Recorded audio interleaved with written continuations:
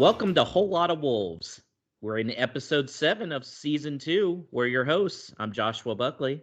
And I'm Paul LePage. And New York Wolves is in the spotlight this week as we welcome back David Copey and Dan John as guests. How's it going, guys? Really good, thanks. How are you? Great. You're happy to be back. Yeah, and both of these gentlemen were regulars in our first season. But guys, if we have a listener tuning in for the first time, can you give them a quick 30-second download of your particular Wolves supporting journey? I'll let you go first, David. Well, I was born in Wolverhampton in Ettingshaw Park. I'm essentially Beacon, so I grew up as a Wolves fan. My elder brother Mike made sure of that. Eternally thankful for him. Moved to the States in 1990, but obviously when your blood's gold and black, never leaves you. Yeah, been supporting ever since. Back in the days when my mom had to leave the phone by the telly for final score at 4:45. A story she reminds me every time I talk to her. And how about you, Dan? Yeah, similar for me. Born in Wolverhampton, been following all my life. Moved away various places. Always been in touch watching Wolves. Every time I get back, get to a game, and it's been great to found New York Wolves with David and get some fellow Wolves fans together to watch some of the games. And just a reminder, New York Wolves won Group of the Year. What was it, after the 2020 season? Yes. Yeah, last season. Yeah, unfortunately, during the period when Molyneux was closed and there weren't any events. But yeah, it was great. Really great to get that right. Yeah, deserved by you guys. Well deserved. All right, so we're going to move on to talk about Brentford. We all woke up super early to watch them lose 2-0 in really a game they deserved to lose with the way they played in the first half. Paul, did we underestimate how good Brentford is? I think they did a number on us, and that is somewhat disconcerting. Only a few games into the season that an up-and-comer can have us figured out and stop us from really doing anything dangerous or really test their keeper at all, and then do what they did amongst their two forwards. It's a worry, but then again, I think we will talk about this in different parts. It's a worry for me if we have been found out, because I think it comes down to not having the investment where it's needed. If the plan is now against the Wolves that you play two powerful mobile forwards and you stick them against anyone in our back three, that it looks like they're going to cause trouble. And we haven't got that one player that you could really stick on a Ivan Toney and mark him out the game. That's what was missing on Saturday. And you had a player for the opponent, so Adger at the back for them, like 6'6", 6'7", whatever he is. Those are the caliber of people that were kicking around in the summer for centre back, who was in the 10 to 12 million range, I think. So wouldn't have broke the bank yet. Give him one good season in the Prem, and suddenly you're talking about him in the 30-35 million pound category. That's the worry for me. Hopefully it's a blip. Hopefully it's a one-off. I was looking forward to the game all week. I thought we've got a setup now where that type of opponent might not have caused us trouble as those have done in the past, where it's 10 men behind the ball and they're part of the bus. I thought with our new attack in the tent that we'd really get at them and we'd be entertaining, and that was an opportunity to really highlight what we could do. Seeing that type of performance against that team, the way they're set up, if I'm honest, I'm a little worried that we haven't been able to eradicate playing against those types of teams. All due respect to Brentford, that's still an issue, that those teams rock up to the Molyneux, they figure us out, and we struggle against them. And we actually had a no stupid question that was perfect for up front here. This is from Sean on Twitter. Did I end up making the right choice by working on Saturday morning, completely missing the match? Feels like I did. What do you think? Definitely. I think after watching that, I'd have probably wished to have gone to work or stayed in bed or something like that. So, yeah, definitely. David, what were your thoughts with the game? It was awful, wasn't it? I really thought I was lucky enough to be back in August, and I was at the Spurs and Man U matches. And you look at those two in the second half against Leicester, and you just can't quite work out how have we not battered them and be joint top of the league. That wouldn't have been a ludicrous outcome from those three matches. And then we finally get a win against Watford. You think, okay, now the floodgates will open. We've got the momentum. And then there's that performance was pretty bad. To your point, Paul, about the defence, I thought I was surprised. I think I might have actually said something to my wife when right before the penalty about why is Marcel marking Ivan Toney? Okay, you haven't got Willy Bolly on the pitch, but put Max Kilman on it. At least he's close to the same height. But then things like that really make you wonder. And then Kilman's mistake in the build-up to the second, that's so unlike Max Kilman. He's been so reliable.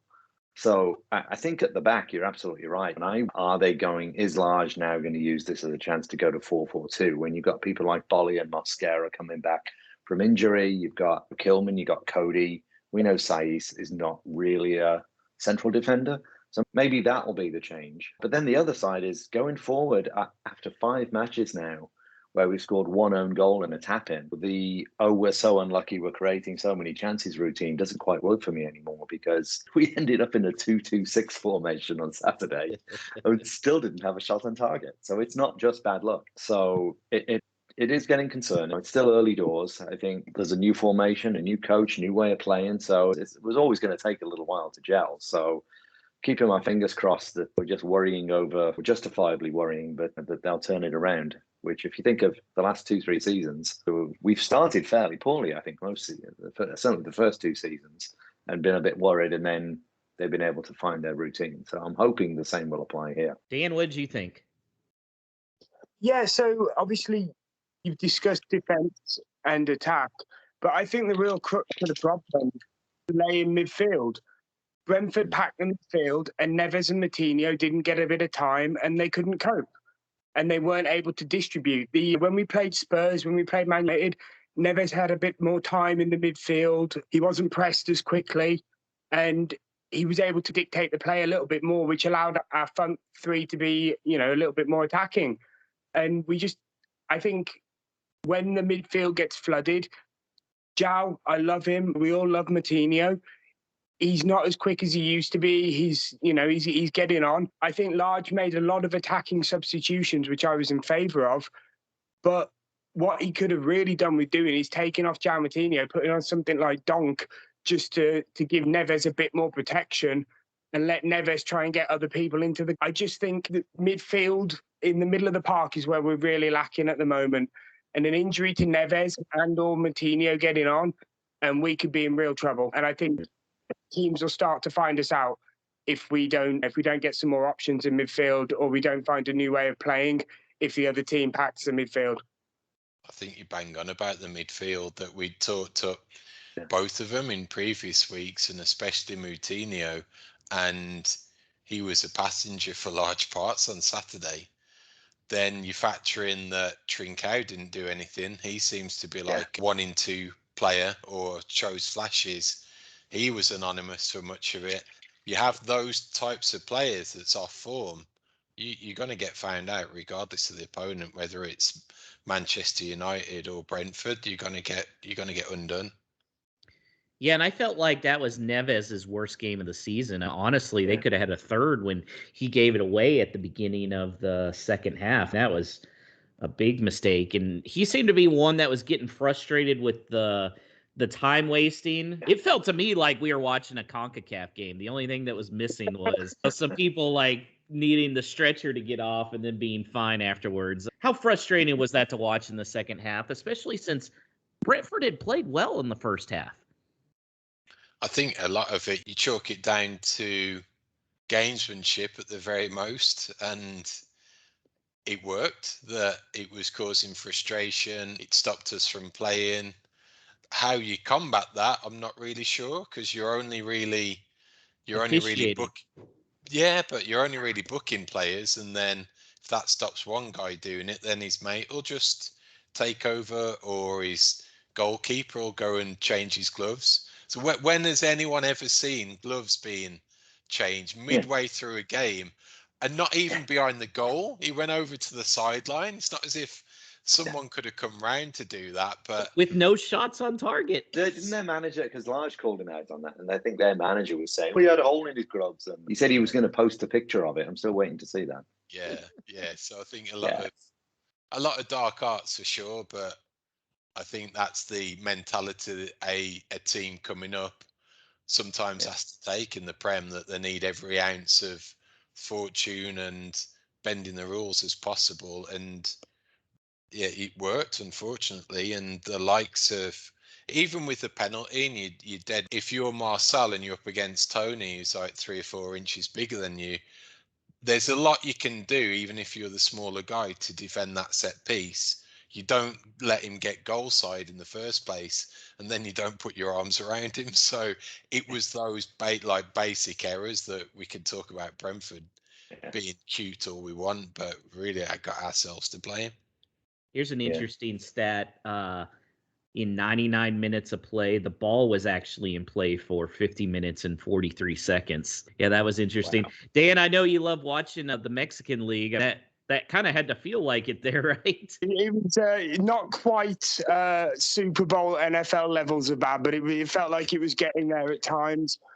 And it was frustrating to watch. But as frustrating as it was, newly promoted team Brentford, I understand it. I hated to see it. I wouldn't like to see Wolves do it. Mm-hmm. But if they feel they have to eke out the points at the end of the day, especially when you get down to 10 men, you got to do what you got to do. And to be honest, Wolves should have been able to make them pay regardless. Yeah. So did you guys feel like they still should have scored, even though it became very clear Brentford just completely parked the bus there in the second half? Did you guys feel like Wolves still should have scored there at the end? Because I felt like, man, that's a tough situation. It doesn't matter how many forwards you throw up there if they're keeping a nice compact shape in defense. David, what do you think of that? Yeah, we had six attacking players, and I was shocked when he was doing it. I thought, bloody hell, they're going to just break and score another 3 at this rate. But they just sat in and defended, and throwing more and more attacking players on. There's only so much room in the final third. Your own players start falling over each other. So I don't know if that was the right move, but credit him for trying. But yeah, we should be scoring. We should be having a shot on. If you don't get a shot on target, you're not going to score unless you get some ridiculous deflection. So we should have, attacking wise, we should have done better. And I think I actually had to get my phone out and just check that Trincao was still on the pitch, which I was surprised at. He's had a couple of really good games. He was showing some good promise, but Saturday he was just completely absent. And I think Adama had one decent cross that Raul just put wide, and then in frustration threw his headband off, which was a little concerning because he needs to keep that thing on. So yeah, we absolutely should have threatened it, and I don't know what that problem is. I think it's just he's got them attacking, but being an attacking team is not just kicking the ball forward and getting your wingers across the ball. There's got to be the Raul and the other players, the attacking midfielders have to be able to know where the ball is going to go and be in the right place and have defined runs and just work as a unit to be a proper attacking team. So hopefully that will come. So your answer actually leads perfectly into 2 no stupid questions that we got regarding the performance. Focusing on Bruno here, Wayne McKee, he says that he feels Bruno could be out of his depth in the EPL. He's attack-minded and did it at Benfica, but look at the players he's had at his disposal there. 3 games were great to watch, but we couldn't put the ball in the net. Does he have a plan B? Chris Worsfold said, we've given Bruno a lot of slack, but now is it time to question him? For the first time, the results were on him. Surely Bali would have been able to counter Tooney, and he was just throwing subs on and hoping for the best. Paul, what are your thoughts? It is a tricky one, and I think worst thing for a newer fan listening to David, myself, and Dan is we've got a lot of mental scarring caused by this club and this team and some of the experiences that we've had. And I will go back and I'll try and think positive. And our second season, I think we only had 3 points up till the 5th game. That was when we started in Europe, and it took us a while to win then. And then even in the first season, it took us a while to get into our gear, but it all turned around in the end, and everything was okay. But there is that nagging sense that what are Largy's credentials, and his appointment was supposed to take us to the next level and supposed to go that one step further than Nuno was able to take us. But what if he is a Mendes puppet and this is just Zenga ball again, Walter Zenga 2.0, and he hasn't got that skill set that we're looking for? I really hope. I don't think so. I think it's a lot of drama to say that after the start that we've had and some of the performances. But I apologize. I've got that mental scarring, and that will never heal. And I've always got an air of dread about the Wolves, and I think I'll always will not enjoy a season until we've got 40 points. So that's what worries to me. But on the flip side, it could have just been a blip, and if he's inexperienced, then take that as a positive and make sure when similar happens that the next time you're able to react or foresee what a team like Brentford or whomever, if they have got a plan, try and foresee what that might be and get ahead of it and try and counter it before, the likes of which would have been starting a volley against Tony. I don't care if the team's played well defensively and they've only conceded 3 goals in 4 games. You play against the strength of the opposition. So if a player has to come out because the opponent that we're coming up against, there's a better player suited, then you make that call. That's what I'm expecting of the coach. So I think it's early, but I can understand there's negativity abounding for sure.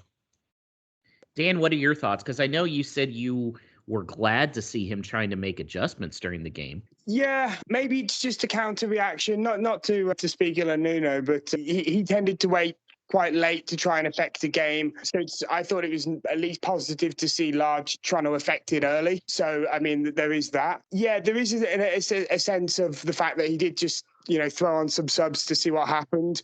But in my opinion, at least he's trying something, he's learning. I think he has to be given time. He wasn't backed as much in the transfer window as he seems to have wanted to be. I understand Wolves' position of we won't overpay and we have to see who's available and what have you. But I'm going to try and give him the benefit of the doubt. This is the first time we've looked bad. I know we haven't been scoring, so I'd like to throw a question back at you guys. Raul, he's not looking as sharp as he has been in the past. Obviously, that's because he's coming back from an injury. Do you bench him and bring him on and try and let him affect the game like that? Or do you keep playing him from the start and let him just try and get that goal, which will hopefully turn him round? You've actually stolen No Stupid Question, Dan. So someone already beat you to asking that. And who was that? That was Stephen Williams here in Rosenborg from the Britannia Soccer Academy. And in preparation for that question, I pulled up some stats here, which I think you guys will find interesting. Heading into the game against Brentford, Raul had actually created more chances per 100 passes than any other player in the Premier League. He had created 11. He created another 4 chances against Brentford, and he's actually created the most chances without an assist this season with 15. So I'm wondering, is that just a statistic thing that we're looking too much in, or is there something to what Steven and Dan are saying? Paul? I have to think that we're clutching at straws somewhat when it comes to chances created and chances created without an assist. And on the flip side of that, I'm thinking if he's doing all the chance creation and getting the chances that lead to assist, who's the bugger who should be putting it in the back of the net if he's our number 9? So that's where the issue is, that playing the way that we are, you can understand that. And I think he has a role to play and he's a very creative centre forward. But I think where he was thriving was probably that dynamic with Jota. Trincão's shown that whilst there's some potential, it doesn't yet look like that he's got the killer instinct in front of goal. Now that may come, but I don't see that clamour of him getting in the back box, attacking the back post or anything like that. We know Adama's failings when it comes to finishing and being an out-and-out goal scorer. So if we're looking to Raul for assists, then where's the actual goals going to come from? I'd be curious to see how those stats you mentioned, Josh, compared to previous seasons. Because has he always been doing that assisting? I think he probably has. But he's also been getting on the end of crosses and being the finisher for other people assisting. There is a little bit of bad luck or good defending. I think one of those assists was when he put Hwang in, and Hwang was just about to put it in, and it's just a brilliant tackle from the Brentford defender, just took it off his foot. So I think he's always been a player that creates chances. But is it that the other players, in the absence of a Jota and Traore and all of his struggles to deliver consistently, is it that he's not now able to get on the end of that delivery? You know? Yeah, that's a great point as well about how it would do. I'm trying to give me a minute. I'm going to see if I can find that for you. But I think that goes back to what I said about it. We changed the way we play. Before, it was very much counter-attack, quick passing. Raul was great at dropping back, being the link, getting back into the penalty area, after putting it out to Traore or Jota, and they work together. Now it's a different style of playing, so it is going to take a while to gel. And Trincão's only a kid. He's, 21? So maybe a Pedence or a Hwang. I think Hwang is probably the player, the only post-Jota player that we've had who's close to Jota or a similar style. Maybe it's on Lars now to figure out what that formation needs to look like and how to adjust. Dan, is now the time to do the 4-4-2? I think Raul and Hwang can feed off each other quite well. I think when Neto's back and you have Neto and Traore either side of them, just getting balls in the middle. Traore needs to calm the lead foot down a little bit, but we're used to seeing that. But hopefully let him get his eye in and give him two options in the middle. And I think, to be honest, two physical players like Raul and Hwang, we see what happens to our defence. We get bossed around a little bit when the opposition has two physical strikers. Why not why not try it against other teams? Yeah, them the same medicine. I fancy our chances to push him around and be a physical presence in the box. I think it's just another option, another way to play. Yeah, I think now's the time where he's going to unleash it. I think Lodge was able to say, I'm going to stick with what's working for the most part on defense by running that three-man back line, but I think we were exposed for that. Okay, time to unleash what he was brought here to do, and that was 4-4-2. And don't forget, for the whole of the season, he's lost Bolly and Mosquera up to. So then, if you're looking at playing two centre backs, who are they? Kilman and Cody. I think we all love Connor Cody, but before. He's struggled in a two centre back setup. Of course, that then prompts the question that if Cody's not a centre back and we're playing 4-4-2, where does Cody go? But no, and we've talked about it for a few weeks too. Go ahead, Dan.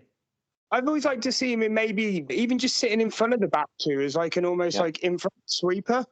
Just let the two main centre-backs win the ball and let him be another distribution. Just sit deep like Neves and help them out on defence. It could be an option if you go very attacking up front, all at pace, just to shore up the defence a bit. But it's just an option. Do you think going 4-4-2 would be a good choice heading into this midweek cup game against Spurs? Paul? On this one particularly, I don't think he'll do it. I think he's going to use it as a... Given the opponents, I think he'll still persist with the 5, but there will be a change of personnel. And I think that it will be a game where both Bolly and Mosquera come in, left and right side. I think it's a game for Donk in the middle with Neves. And then as a forward line, I'm thinking potentially whether we go to something that there's either a 2, which may be Fabio and Hwang, but then where does that... I could see Traore being rested for this game, but it's like, where does the extra body come in? Because if you're playing 5-3-2, you got Duncan, Neves in the midfield. Does that mean that you're still playing Moutinho and you've got two up top with Hwang and Fabio? So I don't think we got the personnel yet still. So I could see it probably being a 3 up front, but more of a compact, tighter 3, with it being Podence and Hwang out wide and Fabio down the middle. That's what I think will happen on Wednesday. Dan, what do you think? How do you think that's what lineup? Yeah, I think I agree with Paul. I think there'd be a little bit of experimentation there. It would be nice to see players coming back from injury. If they don't get a start, get at least some time. But I would like to see the back line as Paul described it. I personally think I don't want to say it's a must-win, but we need to look good against them. He can't come up against the old manager. The Wolves fans forgave it once. It was a 1-0 loss, but we all know what we think of that. The follow-up for Brentford performance with a bad loss to a midweek Spurs side, especially if they play a weakened side, I don't think will go over very well at all. So I think he's going to need a big performance, and I think he's going to put a strong team out. David? Yeah, after Saturday, and you have to assume that I know he's downplayed the whole formation thing and just said, I just want to be attacking and we've got to attack within the formation that we put out. But if you assume he wants to have a 4 at the back, after that Brentford result, now's the time to do it. It's a cup game. I hate to say it, but if we go out of the cup, who cares? I know we want to win the cup. I know we never want to lose a game, but I think we're at a point now where he's got to start getting results in the Premier League. And if we have to try something in the Carabao Cup or the Moose Cup, as I've heard it called, maybe now's the time. It's a different competition. It's not going to cost us points in the Premier League. It's a good time to try something. You've got Mosquera and Bolly, who you've got to think are fit now. They've been on the bench, the last 2 or 3 games? Maybe start both of them or one of them in a back 4. Maybe he's backed off the back 4 because he knows Cody is so critical to the way you play and will be with about 3 at the back, 3/5 at the back. So I think we'll definitely see, there's definitely going to be some changes. I think he'll rest the team. I think Donk needs to come in. I think Podence needs a good run as well. I think Hwang's done enough to start as well. Raul, I think, just reading some of the comments he's made, I think he's maybe putting too much pressure on himself. So maybe he does need a bit of a rest and sit out a little bit, maybe bring him on for the last 20 and give Fabio a run just to give Raul a chance to cool off and come back. Was it Sunday, the next match? It is Sunday, yeah. Yeah, so I'm in agreement with you, David, because I think Spurs are going to throw out a really weakened side because Nuno never really cared about the Carabao Cup when he was with us. So certainly why is he going to care about it over at Tottenham? They've got Europe to worry about, and he's been struggling for some Premier League results here the last couple weeks too. So I think this could be the game where he at least tests out the 4-4-2 when it's not counting towards the Premier League standings. And I think Podence in for Trincao just because Adama is the thorn in Spurs side. I think Hwang and Silva probably up front. And I think we're looking at, I'd like to see Bolly and Kilman. I'd really like to see those two together in a back. I'd like to see Mosquera in a back 4 and just, it's clutching at straws somewhat, but he was signed to have intent to be in and around the first team. And what a coup it could be if we've picked this kid up, an unknown, for 5 or 6 million, and suddenly he comes in and then he turns undroppable because he's amazing and strikes up a performance against Bolly, who probably out of the 3 that we took, he's got the most pace out of players that haven't got a great deal of pace. So that's a positive. And it could turn out that between them two, you have got more of a dominant 2 centre-back pairing that can do well against teams who have that attacking mindset to try and come out and bully you. So, let's cross our fingers and hopefully we've got a surprise with Mosquera. Yeah, I'm worried to have his most action be in a start right away. I'd like to see him come on as an earlier sub, and I'm worried to take Kilman out just because Kilman has been one of the 3 most valuable players on the team. I still feel like it's funny that even with his screw up on Saturday, when you watch it back, he had him beaten for pace, and it was just why. Was it because it was on his wrong side that he wasn't able to just slide and take the ball and take the man? Because he got half a yard on him, and then it was the whole kind of slide with the ball and try and control it when he was on the deck. And if he'd have caught up to that and just clattered the man with the ball and put it out for a throw, it'd have looked like $1 million. So frustrated. I feel bad for him because it has been his only one genuine screw up that we've seen. Yeah, he hasn't put a foot wrong otherwise. Just the opposite. And that was bad luck almost as well. Just a bad bounce. It was. No. All right, let's hear some predictions for the League Cup game. I'm going to start with Dan. I think we'll get a 2-1 win. Fabio Silva to be on the score sheet and Traore to get one in the second half. Wow. Okay. David? I'm thinking 2-1 as well. I think Hwang will score. Hwang in Penance against a very weakened Spurs team. Okay, Paul? I'm going 2-2. It goes to penalties and we lose. I was thinking the penalty route as well, but Spurs probably are going to have a weakened side, and I don't know if Nuno will try and chase it late. So you know what? I'm going to say 1-0 Wolves with he likes the kimchi, he likes the K-pop, the man's effing magic. That is Hwang Hee-chan on the score sheet. Yes, Hee-chan. Okay, so let's talk about Southampton on Sunday. They're a tricky team sometimes. I feel like last year with the FA Cup losing to Southampton was the beginning of the end for Nuno. Do you think this will be another tight one, David? Yeah, Southampton are strange. They lost Ings and Vestergaard was there. So that's two big players they've lost. They managed to hang on to Ward-Prowse. But so you on that, and I think their first couple of games they didn't do very well. So you were starting to worry for them. But then they go and get a draw against City. I'm not sure what to make of that. I can see a draw there. I hope not 0-0. I don't want another 0. I don't want us to become known as Wolves 0. I could see it being a 0-0 or a 1-1. Okay. Paul, what are you thinking?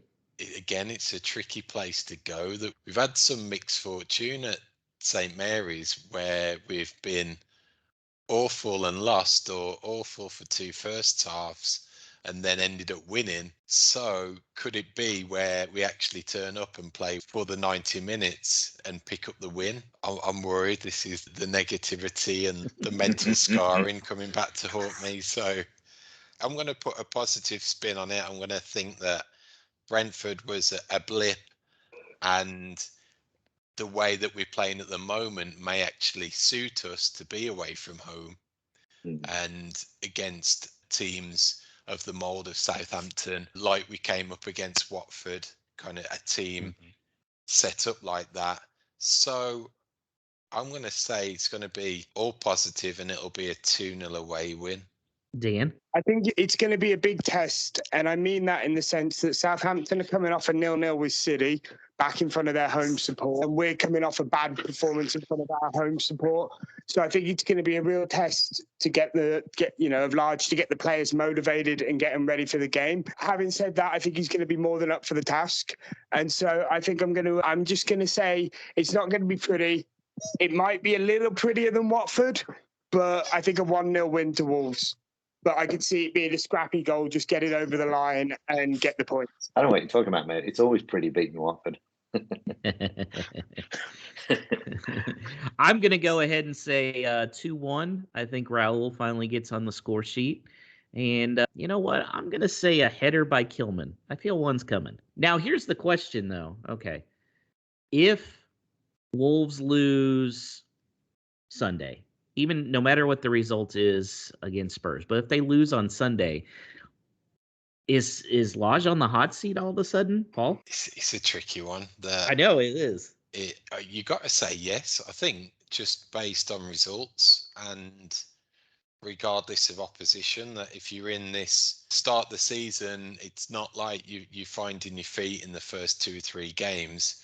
This is 3 or 4 in addition to that, and if you're still kicking around with 3 points, maybe 4, it's gonna be a question mark until there's some improvement. But then the opposite side of that is, had we won on Saturday, everyone would have thought teams like Brentford, that's the games that you're supposed to win. It would have been 2 on the bounce. We beat Watford, we beat Brentford, and everyone would have been looking to the top 6 rather than the bottom 3. So I think it will increase the temperature on Large in some quarters. I don't think he'll be a hot seat, but maybe getting lukewarm until something either clicks or we really see him work his magic and make the team performed to what he thinks we can, especially in the final third. How do you feel, Dan? Yeah, again, it's such a tough one. On the one hand, I don't feel he was backed enough in the transfer window, and it seems harsh. But at the same time, how late do you leave it until it becomes a salvage operation and we get Sam Allardyce in? So I think it's a tough one. I don't think he's quite in that. Well, for me personally, he's not in the hot seat yet.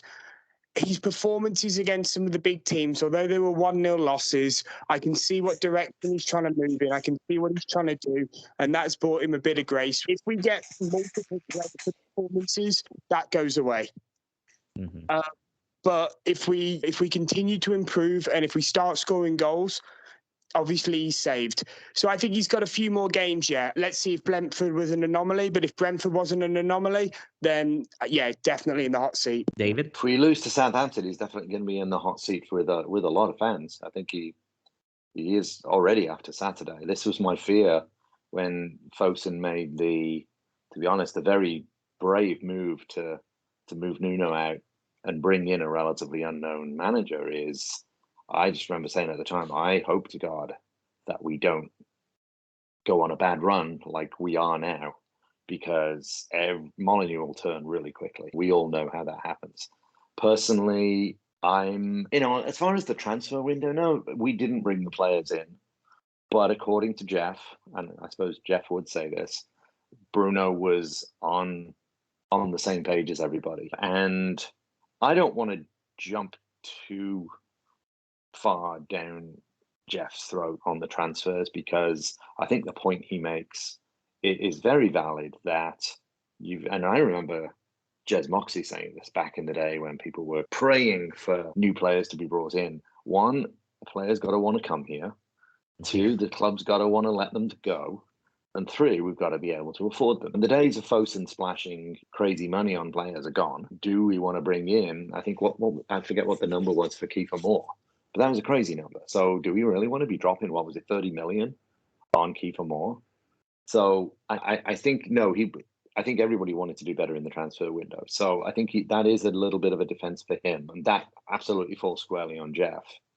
But if we lose on Sunday for me with Southampton, I think the clock starts ticking on. He's not in the hot seat right away, but he's there to turn this around, and he's not going to get a long time to recover. I don't think. You can maybe argue that he should be given until January, where maybe they can revisit some of these gaps that we have. But I just hope we don't have to talk about it, because I really hope we get a good result against Southampton. Because for me, it's not we've been so unlucky in front of goal anymore. It's too many games now. That's not it. Yeah, I think it would be unfair to him, just because of I think he was told, we're going to get you 3 to 4 signings, and they got 1. So I think it would stink if they cut bait on him early. But yeah, you bring up the good point. At some stage, if it's too late, it becomes a salvage job. And then, right. Yep. So we'll see. Finally, last question. Which of you three is more likely to get signed by Wolves Records? Because that's our new thing. Wolves announced today they're going to have a record company.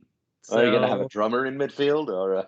Yeah, I know. I would rather have Renato Sanchez than the next great artist from Wolverhampton, but I don't know. Well, Paul, you think you could make the cut? My singing in the shower leaves a lot to be desired, so I'll say a distinct no. But you know what? With that piece of news today, I genuinely felt sorry for the commercial teams and the marketers and the social media folk that had to put that out there and then get a torrent of abuse coming back to them. They were in a no-win situation whatsoever.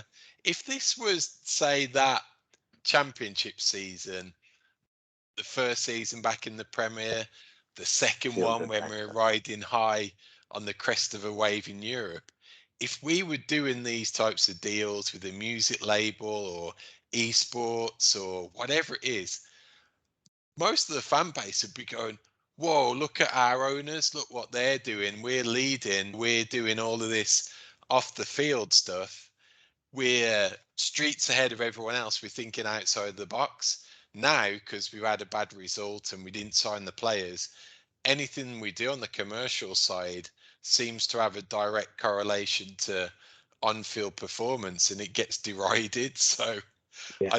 I genuinely felt sorry for him today. I really did. Yeah. Dan, I bet you can spit out some mad beats. Oh yeah, you know that. Wouldn't want to do it on here and embarrass you all, but yeah, definitely potential for me to get signed. I think Paul's right. We should have waited till we beat a top 6 team and then announced it that week. Yeah.